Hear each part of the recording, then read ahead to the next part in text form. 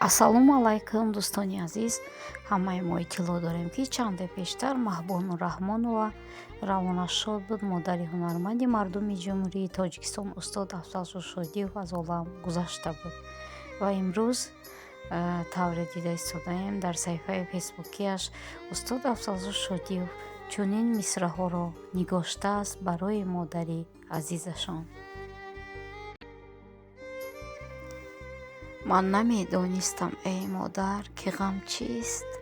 Оҳ оҳ баъди ту, аммо ки ғамхорам будӣ, ғам бо ман аст.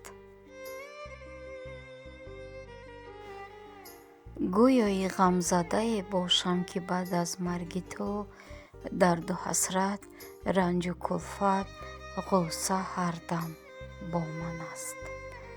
бори дигар ба бародар Афзалшоҳ барои даргузашти модарашон ҳамдардӣ баён мекунем.